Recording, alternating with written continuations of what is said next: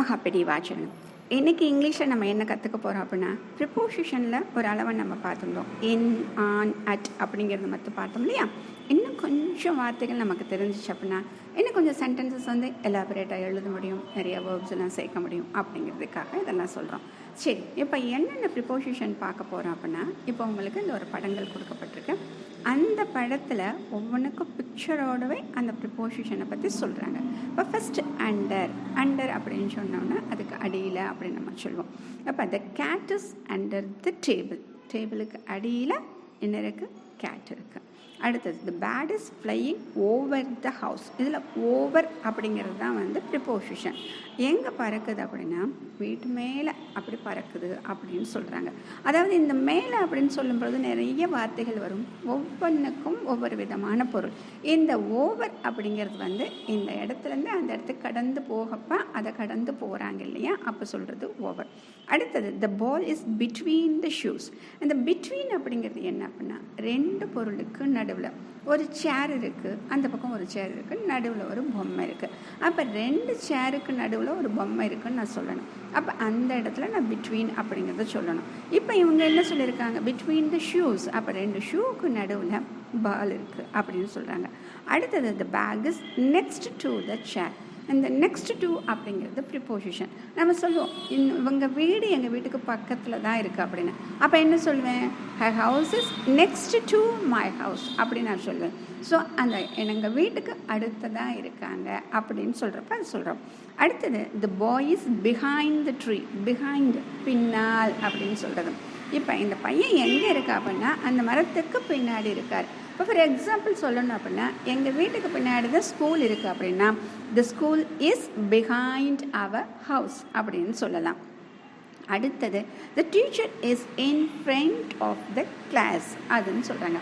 In front of அப்படிங்கிறப்ப முன்னாடி அப்படின்னு சொல்கிறது. நம்ம சொல்கிறோம் இல்லையா, முன்னாடி பின்னாடி நடுவில் அப்படின்னு சொல்லும் பொழுது டீச்சர் வந்து கிளாஸில் முன்னாடி இருக்காங்க அப்படின்னு சொல்கிறது. அடுத்தது த shop is across the street அப்படின்னு சொல்கிறாங்க. இப்போ இந்த அக்ராஸ் அப்படிங்கிறது நம்மளுக்கு என்னென்னு தெரியணும் இல்லையா. அக்ராஸ் அப்படிங்கிறது என்ன அப்படின்னா ஒரு சைட்லேருந்து இன்னொரு சைடு ஒரு ஏரியாவோ ஒரு பிளேஸ் இருக்குதுன்னு வச்சுக்கோங்க. அப்போ ஒரு தெரு இருக்கும். ஒரு தெருவில் வந்து ஒரு லெஃப்ட் சைடு ரைட் சைடுன்னு ரெண்டு பக்கம் இருக்கும். ரெண்டு பிளாட்ஃபார்ம் நம்ம நடந்து போவோம் இல்லையா.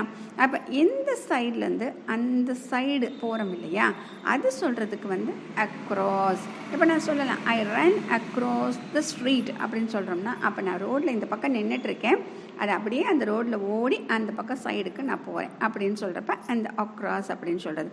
அதை தான் இங்கே சொல்கிறாங்க. த shop is across the street. இந்த இதுலேருந்து அந்த பக்கம் இருக்குது, இல்லைன்னா அந்த பக்கத்துலேருந்து இந்த பக்கம் லெஃப்ட்டோ ரைட்டோ ரைட்லேருந்து லெஃப்ட்டோ அப்படி இருக்குன்னு சொல்கிறாங்க.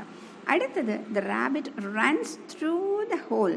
அந்த த்ரூ அப்படிங்கிறது வந்து அதன் வழியாக அப்படின்னு சொல்கிறது. அந்த ஓட்ட வழியாக இந்த முயல் வந்து ஓடுது. அடுத்தது the picture is above the bed. இப்போ 3 வார்த்தைகள் நம்ம பார்த்துருக்கோம். முதல்ல ஆன் அப்படின்னா மேலே இருக்கிறதுன்னு சொல்லியிருக்கோம். அடுத்தது வந்து அபவ் அப்படின்னு இப்போ படிச்சிருக்கோம்.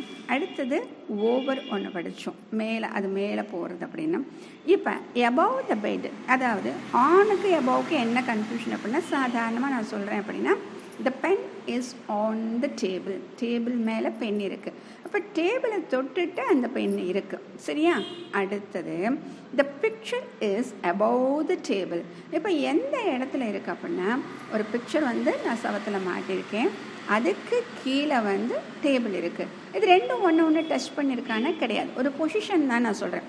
அதுக்கு கீழே இருக்குது, ஜன்னலுக்கு கீழே இருக்குது, இந்த கதவுக்கு கீழே இருக்குது அப்படின்னு நான் சொல்கிறதுக்காக அந்த பொசிஷனை சொல்கிறேன். ஸோ இது ரெண்டு என்ன அப்படின்னா ஒன்று டச் பண்ணலை.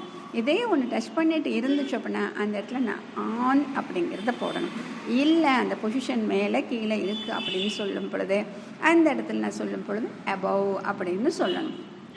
இந்த வார்த்தைகள் தான். அப்போ இங்கே வந்து அண்டர் போடலாமா அப்படின்னு ஒரு சந்தேகம் வரும். இப்போ காட்டு வந்து பிக்சருக்கு கீழே இருக்குது அப்படின்னு சொல்லலாமான்னா அண்டர் போடக்கூடாது.